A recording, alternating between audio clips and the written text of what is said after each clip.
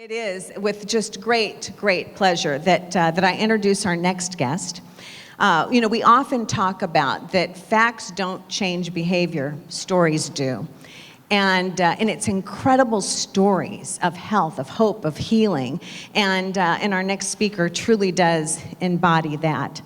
She is board certified in lifestyle medicine, a new board that the first cohort was certified in 2017 through the American Board of Lifestyle Medicine. She's also certified in infectious disease. She's the founder and owner of Stancic Health and Wellness.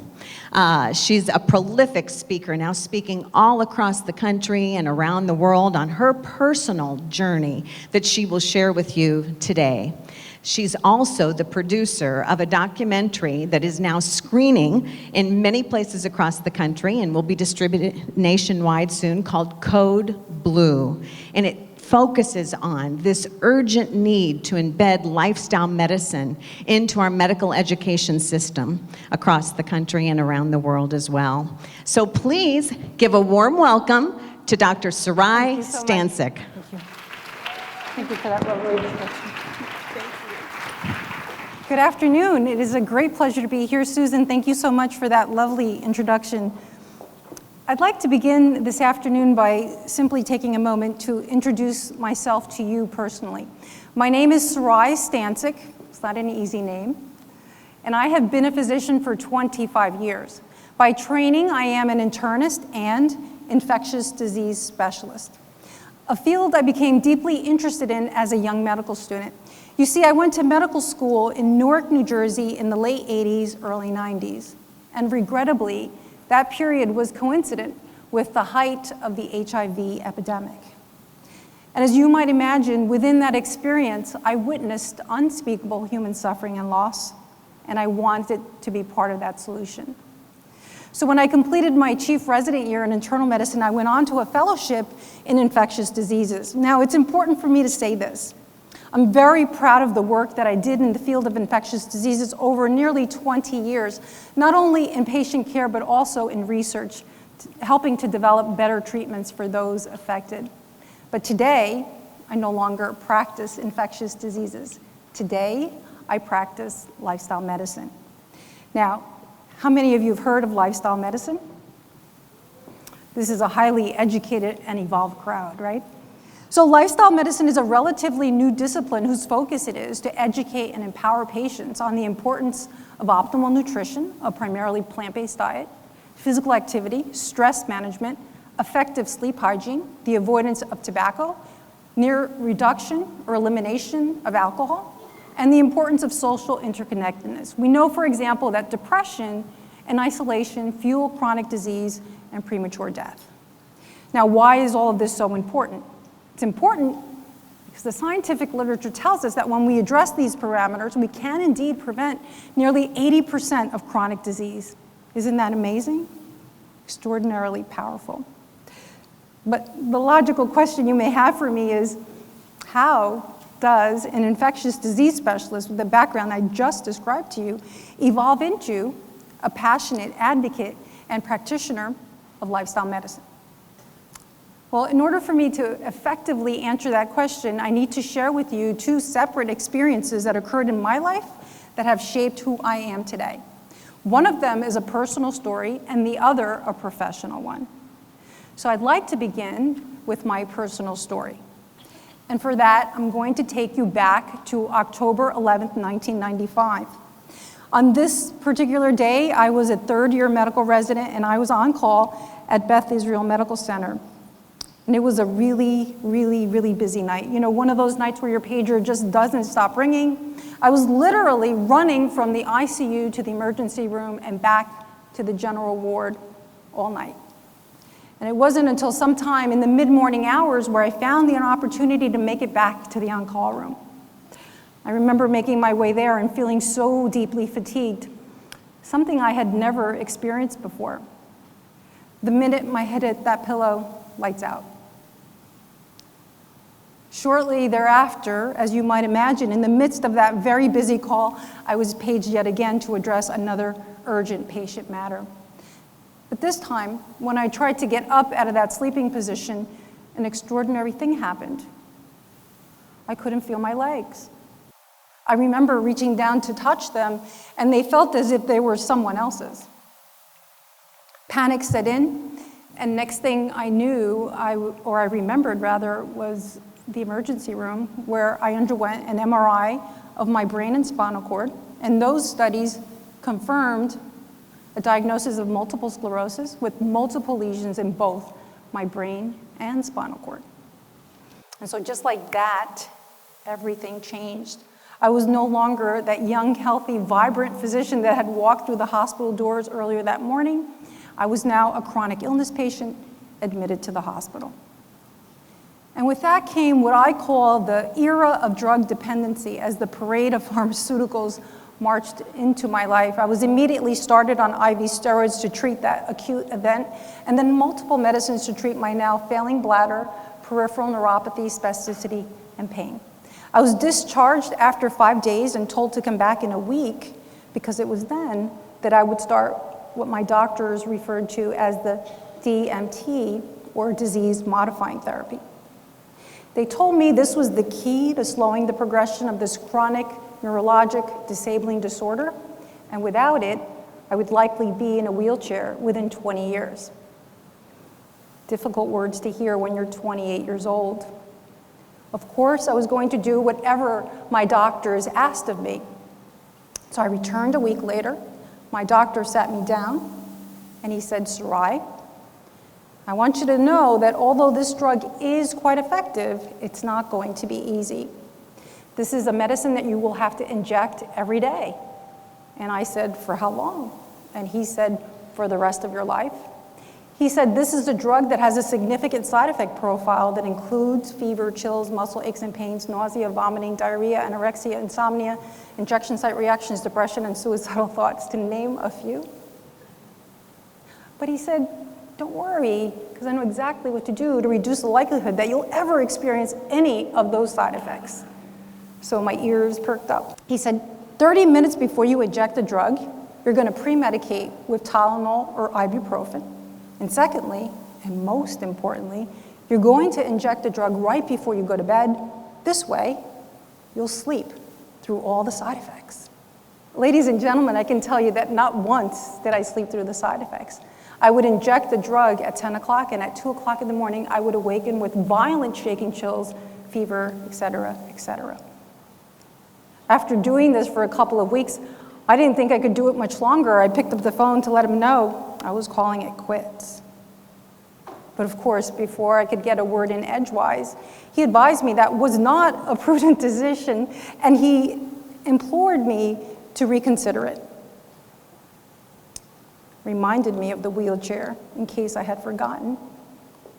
He said, "Look, I know it's difficult. I know this side effect profile is challenging, but I know exactly what to do. What we'll do is we'll treat the side effects of this drug with other drugs." So when I couldn't sleep at night, I was given a prescription for Ambien. When I couldn't wake up in the morning, I was given a prescription for Provigil, an amphetamine-like drug. And when I became depressed, I was given a prescription for Prozac.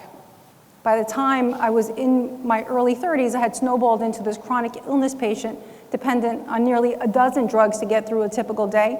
And despite all of those medicines, my disease progressed and my quality of life suffered immensely. 8 years into the diagnosis, I was largely dependent on a cane or set of crutches, and to be frank, I began to lose hope. And then in 2003 came what I call my aha moment. And it came in the oddest of ways. So I was sitting in my office, at this point, chief of infectious diseases at the VA in New York. And my secretary walks into the office to deliver the Daily Mail, as she would every day. But on this particular day, she dropped this big stack on my desk. It caught my attention. I looked over, and on top of this stack, I saw a journal. And on the cover of that journal, I saw 3 words: multiple sclerosis, and of all things, blueberries.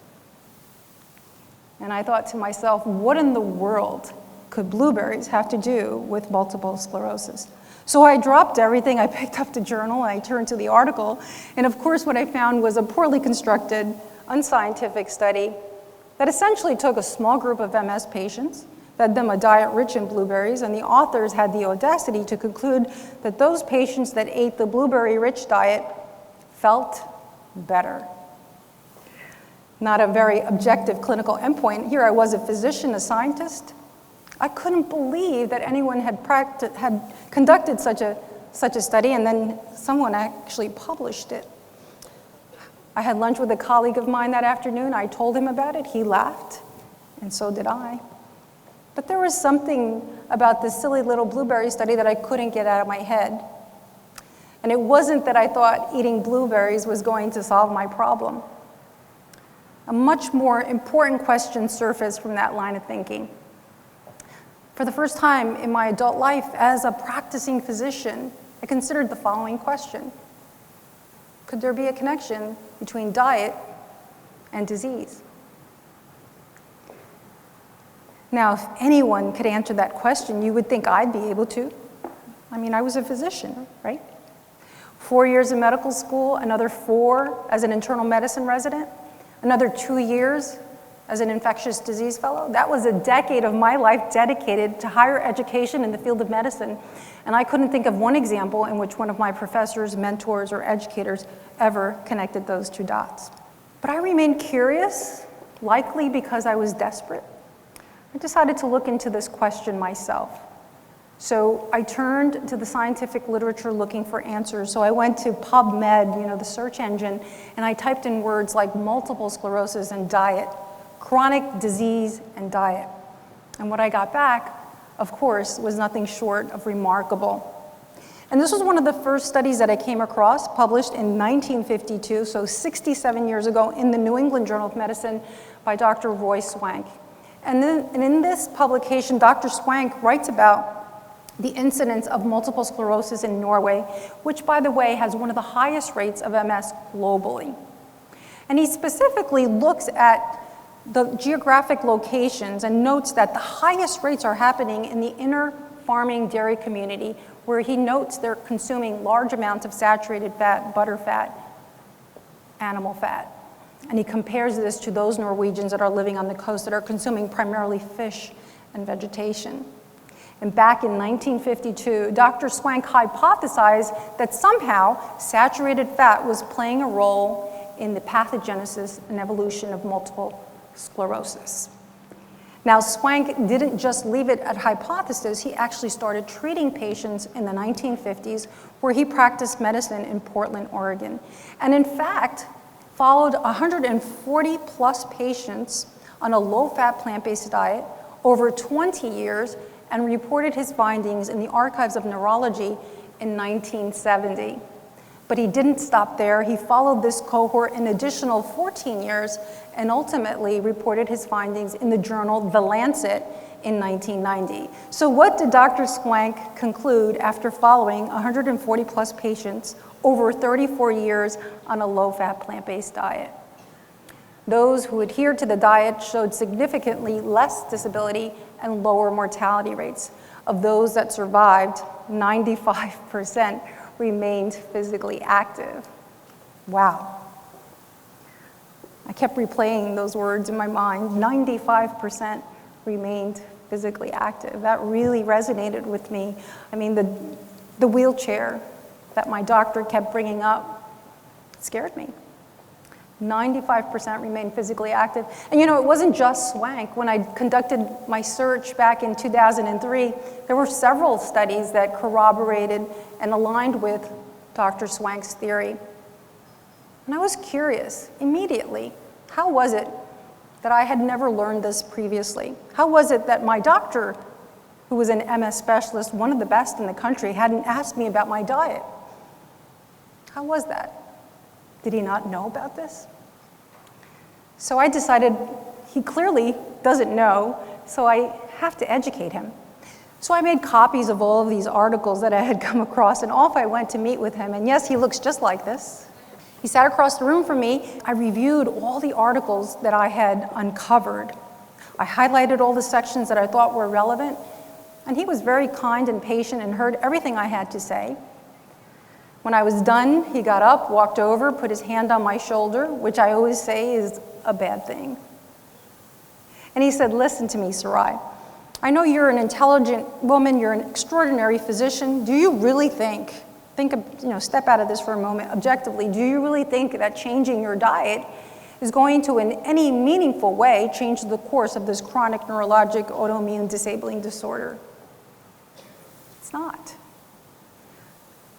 I know you don't want to hear this, but what you need to do is remain compliant with disease-modifying therapy, eat what you want or what you enjoy, and if you want to blame anything for having MS, you can blame your genes because that's why you have MS, and there's nothing you can do about that.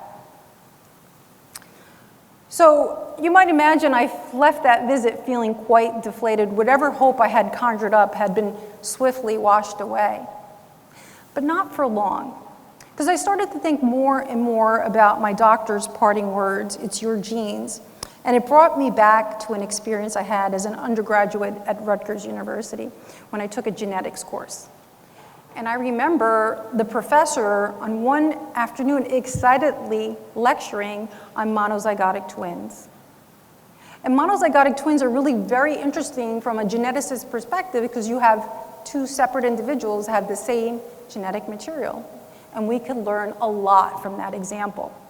And I started to think, I wonder if anyone's looked at this. If twin A has MS, what is the likelihood that twin B would have MS? That's what we call concordance rates. So again, I turned to the scientific literature looking for answers. And indeed, someone had looked at that question. It wasn't 100% as my doctor might have suggested. It wasn't even 50%. It was 14 to 33%. So some of that hope I had lost began to trickle back in, right? Because what did this tell me? It told me that it wasn't just my genes, that there were indeed other variables that were playing a role in the evolution of this disease. So again, I turned to the scientific literature looking for answers, and that's when I came across the science of epigenetics.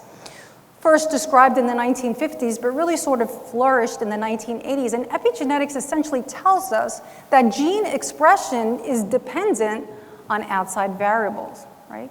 So that just because you have a gene or a set of genes that put you at risk of developing a disease doesn't necessarily mean that you will develop that disease, right? That's the difference between genotype and phenotype. And what does epigenetics tell us is important in shutting genes on or off? Things like diet and nutrition, physical activity, stress, smoking, alcohol. Sounds a lot like lifestyle medicine, doesn't it? Yeah. And I love this image because it so beautifully summarizes epigenetics. We have this gentleman in the center of the slide. We see his DNA, double helix DNA in the center there. And on either side of him, two very distinct sets of decisions, right? On one side, we see an active man. He's consuming a whole food plant-based diet, windows open, producing vitamin D, getting some sunlight. On the other side, we see a couch potato, television's roaring. He's consuming processed garbage. And we can see that he looks very different on his exterior, but we can imagine what the interior of the intima of his coronary arteries might look like, right? For sure, genes play a role, but don't kid yourself, lifestyle matters most. At some point, I had read enough. In 2003, I decided I needed to implement changes in my life. And I knew I wasn't going to get the support that I so desperately sought to receive from my physician. I was going to have to go about this on my own. But fueled by all the data I had read and digested, I felt confident that what I was doing would ultimately bear fruit.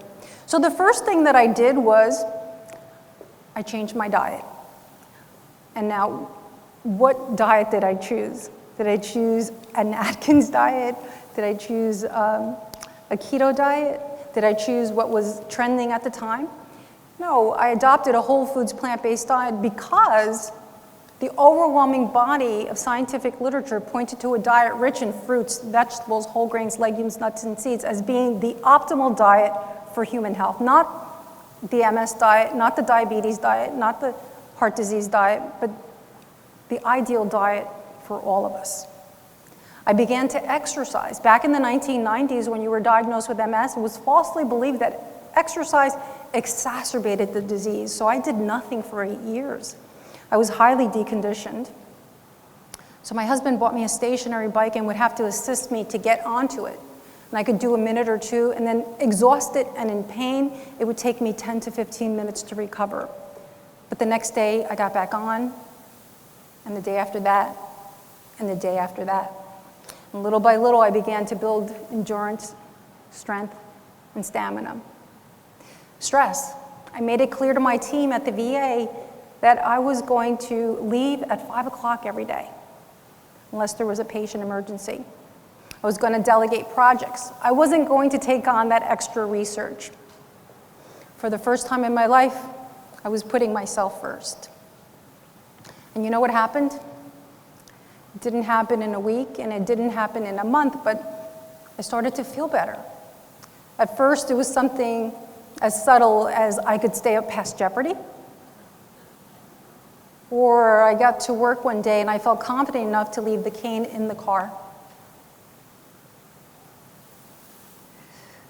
I'm often asked, how long did it take before you realized that the decision you had made was the right one? And it's hard to say, but there is one particular day that I remember well, and I happen to have a photograph of it. It's July 2nd, 2005, and this is about 2 years into my lifestyle change. And on this day, I attended a wedding of a friend of mine. And I did 2 things on this day that were, for me, extraordinary. To you will sound trivial. I wore heels, and I danced with my husband. Around this time, my brother came to visit me, who lives in Los Angeles, and I don't get to see him as often as I'd like. We live on opposite coasts. He was so pleased to see me free of the cane, leaner, happier, hopeful. He said, "It's nice to have my sister back." During that visit, he also had some good news for me. He had recently run the Los Angeles Marathon, and he was bragging about it.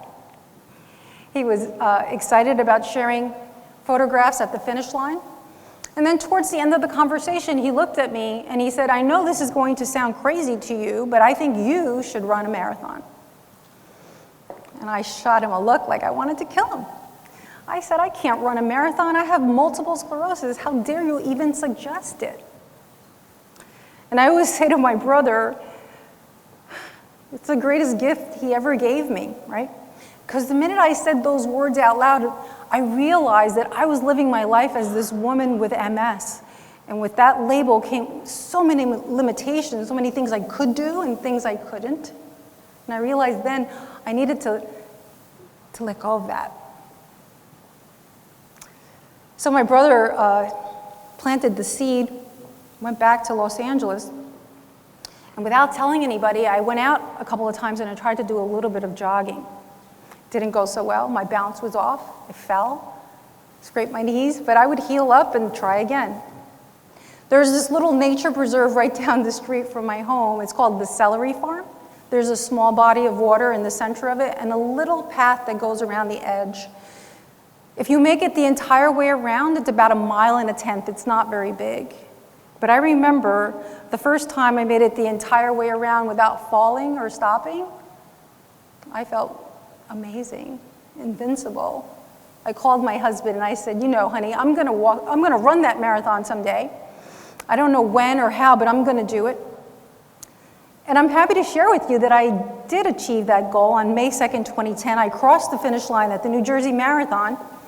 And it was an extraordinary moment for me, not just because I ran a marathon, but because this lifestyle change that everyone told me was going to be a mistake had borne fruit. And today, I am 24 years since my diagnosis. I'm medication-free, disability-free, and empowered more than ever before to share this very simple but very powerful healing message with the world. Thank you. So I told you there were 2 reasons why I am a passionate advocate of lifestyle medicine, my personal story, and now let's move on to my professional experience, which I believe is just as important. I began my career as an infectious disease specialist, and in that capacity, over nearly 20 years, like any other physician in this country, I witnessed and cared for patients with sequelae of chronic disease. In fact, most of our health care is allotted to the management of chronic diseases. In fact, 86% of the healthcare dollars are spent on the management of chronic disease. And of course, I'm referring to what we might find on CDC's top 10 causes of death. It's no surprise to learn that heart disease and cancer are the #1 and 2 causes of death in our country. In fact, those 2 alone account for 50% of all deaths. Now, we haven't always been dying of heart disease and cancer. If we were to look at this list, instead of dated 2016, 1900, what do you think would be the most common causes of death back then? Infectious diseases, yes. Right, I would have been a really busy doc, right, as an infectious disease physician in the 1900s. But of course, we lived in different conditions, right? We don't have the hygienic conditions that we did back then. We have antibiotics today, we have antivirals, we have vaccines, so it's a different world, right? So we've made a lot of progress, that's great, right? So today we're not dying primarily of infectious diseases. Today we're dying primarily of diseases of excess, right? And that's reflected on here. Too much sugar, too much salt, too much fat, too much sitting, too much stressing. Diseases of excess. Reflected here, heart disease, cancer, stroke, Alzheimer's disease, diabetes, right? Diabetes is exploding in our country, right? When I was in medical school 25 years ago, rates of diabetes in this country, 2%. Today, we're brushing past 10%, and the CDC ominously predicts that by 2050, by the time my son is my age, 30% of Americans will be diabetic. 30%. It's not sustainable. Our healthcare system will implode.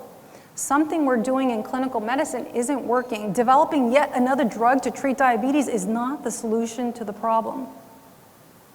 Let me show you what diabetes looks like when you are an infectious disease specialist. This is an infected diabetic foot ulcer, a common consult that I would get at the VA. Poorly controlled diabetic referred to me, and the question is, Dr. Stancic, what antibiotic should this patient be placed on and for how long? And I would examine these patients and debride the lesion and often find bone involvement. That's what we call osteomyelitis. Osteomyelitis is a very, very difficult infection to treat in anyone, but especially in diabetics. Because diabetics are poor wound healers, they have poor immune systems, poor vasculature, right? How do we get the antibiotic to the site? Through the blood vessel. So even when we put them on the right antibiotic and we debride these aggressively and we're really good about managing, some of these patients just end up like this, right? They don't get better. So now you have a poorly controlled diabetic status post-amputation. Do you think this patient is going to sign up for a 5K? Probably not, right? They become more sedentary, gain more weight, blood sugar's further out of control, blood pressure goes up, and then the stroke or heart attack. And that was my life, right? These are the sequence of events that I would see in clinical practice. Now I'm seeing Mr. Jones in the ICU setting, and the question I'm being asked is, can you help us manage the nosocomial or hospital-acquired pneumonia? And this scenario that I just described to you is not unique to me. This happens every day in every hospital across our country, and no one bats an eye. Because diabetics, they develop strokes. They develop pneumonias when they're intubated. It happens. But this is deeply disheartening to me because I know that diabetes is largely preventable. And this event should happen on rare occasion, right? If you think about the natural history of type 2 diabetes, you know, when that 62-year-old patient shows up in my office with that infected diabetic foot ulcer, that didn't happen overnight. There's a lot of history that predates that presentation in my infectious disease clinic. Right? Maybe that gentleman's story starts in his late 20s when he starts a new job. And he's commuting into the city an hour and a half. It's a very stressful drive. And then he gets to his office and he sits behind a computer for 8 to 10 hours. And he feeds on some pizza or cheeseburger while at the desk. Somebody brings it over to him. He's so busy, he's so stressed. Then he gets back in his car, he drives another hour and a half, and then exhausted, he pulls into a drive-through, picks up some food and maybe a six-pack, and then comes home, sits in front of the television, eats, drinks a couple of beers, passes out on the couch, next day, repeat. And his lifestyle, that poor sedentary lifestyle leads to excess weight, obesity, right?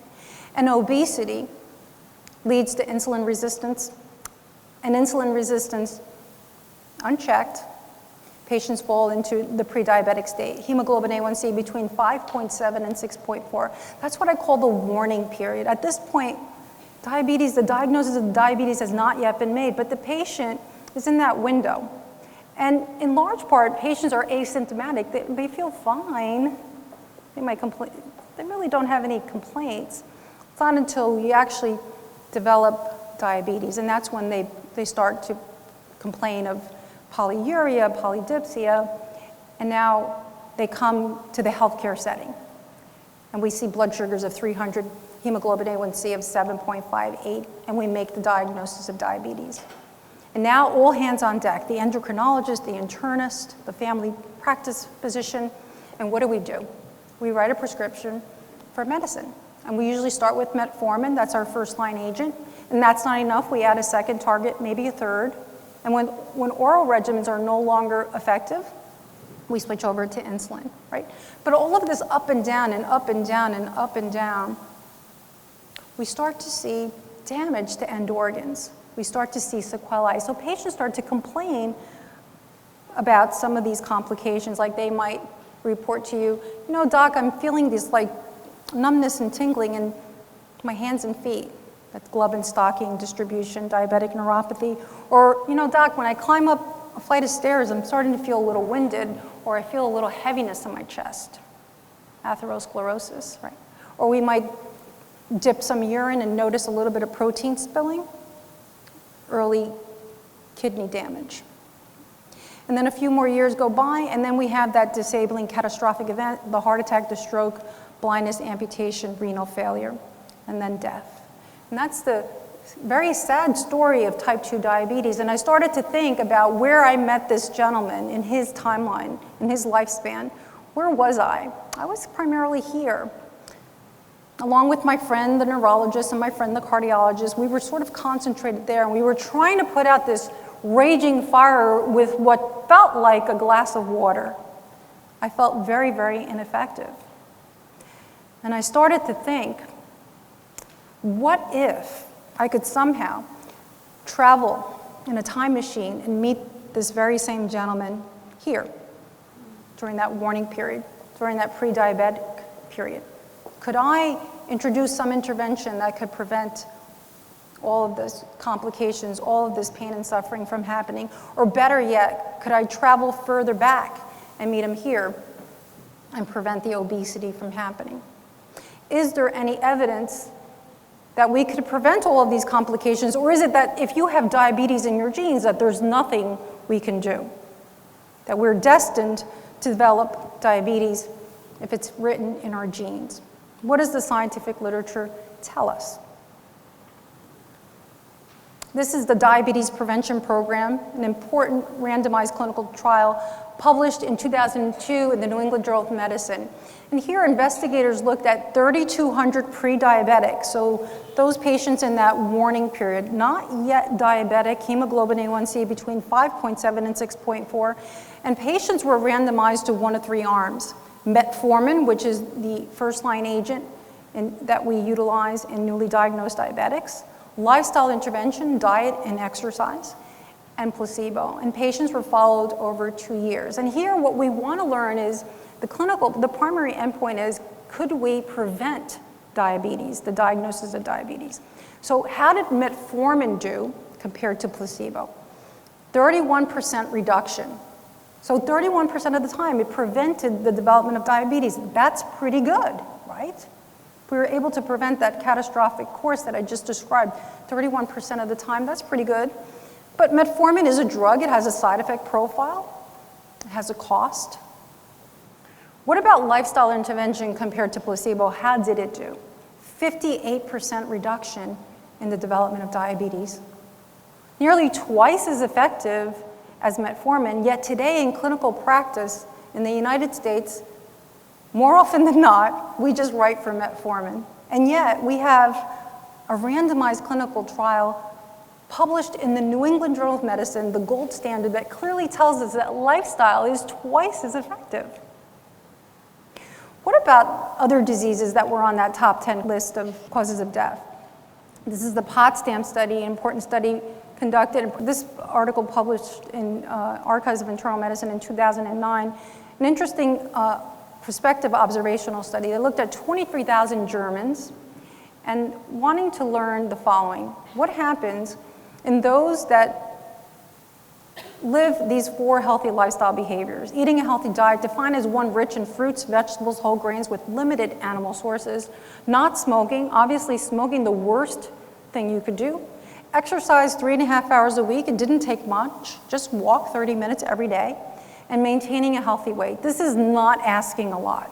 So what type of benefit did those that adhered to these 4 healthy lifestyle behaviors achieve? Those 4 healthy lifestyle behaviors, 80% reduction in chronic disease. But specifically, if you look at the details behind that number, 93% of diabetes was prevented. This is the disease I just told you is exploding in our country. We have the information, the understanding today in 2019 to prevent 93% of diabetes, and yet diabetes continues to grow in our country. 81% of heart attacks prevented. 600,000 Americans die every year. We could save 480,000 lives by simply promoting these healthy lifestyle behaviors. Half of strokes gone, and more than 1/3 of malignancies preventable by simply adopting those 4 healthy lifestyle behaviors. Now, there's always a skeptic in the audience. Is this reproducible? Is this something, maybe there's something unique about the Germans. If we did this somewhere else, would we get the same kind of numbers? And I'm so glad you asked. This is another study published in 2014 in the Journal of American College of Cardiology. This is a Swedish study, men, about 20,000 plus men. And here they wanted to, again, the healthy lifestyle behaviors, specifically looking at heart disease. What did they conclude? 4 out of 5 heart attacks prevented. So again, 4 out of 5 heart attacks prevented. I'm not a math whiz, but is that not 80%? It is. Ladies and gentlemen, this data is reproducible and it's incontrovertible. The power of lifestyle medicine is extraordinary, and we need to get this message out to our communities because it is life-saving. At some point in my career, I realized that although the work I was doing in infectious diseases was very important, I had come across or stumbled across something that was, I think, even more important. This idea that we could prevent 80% of disease. I needed to speak to this. And so in 2012, I made the questionable decision, some considered irrational decision, to leave behind my work as an infectious disease specialist in New York. And I decided that I was going to, in the latter half of my career, dedicate my time and energy and research to this idea of lifestyle medicine. What could I do to spread this message? So the first thing I did was I opened a small practice, and I hung a shingle that said, I'm a lifestyle medicine physician. And no one knew what that was. And I can tell you that my colleagues questioned my sanity. They said, what are you going to do? You're going to leave infectious diseases and you're going to tell patients to eat plants? And I said, yes. It was scary. I had 0 patients, 0 stream of referral. But patients started to call and schedule appointments, and we started to do the work, and they started to shed the pounds, and they started to shed the prescriptions, and then they told their friends, and they shared it in their community. And you know, something really cool happened that I could have never predicted when I started my practice. I have about 42 patients in my practice that are also physicians. And that happened because at one point we had a patient in common. Like a diabetic came to see me who's been diabetic for 15 years and dependent on 3 medicines. They're hypercholesterolemic, they're hypertensive, they're carrying an extra 60 pounds. And we talk about lifestyle modification. And we support that transition. The patient loses his 60 pounds and we taper off all of those medicines. And then he goes to see his endocrinologist for his yearly visit. And the endocrinologist says, "Oh my God, you look amazing. You've lost 60 pounds, your hemoglobin A1C is 5.4, and you're off of all your medicines. What have you done?" I'm seeing Dr. Stancic, she's a lifestyle medicine physician. Give me her number. Then they call me and they're sort of angry at first, questioning what am I all about? And then we have a conversation, and first thing I say is, give me your email address. I'm going to send you some articles to read. And we share the peer-reviewed medical literature, and we have a discussion. And then they call me back, and they say, "You know what? I want to come see you." And I think, okay, sure, come, and we'll have a cup of tea, we'll talk. And no, I want to see you as a patient, because I'm sick. I'm depressed, my blood pressure's too high, and I'm pre-diabetic. So that was an extraordinary thing for me. Of course, every patient that I have is a blessing and a privilege to care for them. But when I have a patient who's also a physician, that's an extraordinary thing because it not only helps them, but I know it changes the way they practice medicine looking forward. And that's pretty powerful. I loved what I was doing, and I wanted to share it with as many people as possible, so I did what I could to get the word out about lifestyle medicine and the power that it offers us. And so I did a lot of public speaking, sat for interviews and articles, podcasts, anything to get the word out. One of the common themes that I kept getting from my patients who were doctors, and as I traveled across the country and spoke to audiences of physicians and healthcare professionals, one of the things they always asked me, or at least brought up and we discussed, was, why weren't we taught this in medical school, right? It's an important question. Why weren't we taught this in medical school? Such an extraordinarily powerful intervention, and yet medical school misses this altogether. Right? This poor gentleman thinks he missed the class. Of course he didn't. We just don't get any nutrition education in medical school. It's near absurd. Right? In fact, only 1 in 4 medical schools meet the federal requirements for nutrition education, which, by the way, are a joke. It's 25 hours over 4 years. And the nutrition education that some schools do give, it's not really nutrition education. They'll teach you how to treat scurvy. It's not what we need, right? And the sad part is that the general population, the community, believes that physicians are the best and most credible source for nutrition education, and yet we're just like everyone else. We know just as much as anybody else in the community. There's a wonderful paper written by David Eisenberg from Harvard entitled Nutrition Education in an Era of Global Obesity and Diabetes. And in this paper, he really sort of outlines the problem for us and even offers some solutions. Some of the problems, just to help you understand why we have this lapse in nutrition education. 71% of incoming medical students think nutrition is clinically important, which is great, right? So if you intuitively, if you're somebody who wants to pursue a field in the field of medicine, you intuitively believe that nutrition is important. But by the time you graduate, only half believe that nutrition is important. It's like the experience in medical school convinces you that it's not that important, right? Cardiology training. In order to complete a cardiology fellowship, you must complete 100 cardiac caths. That's part of the expectation, right? But 0 hours of nutrition.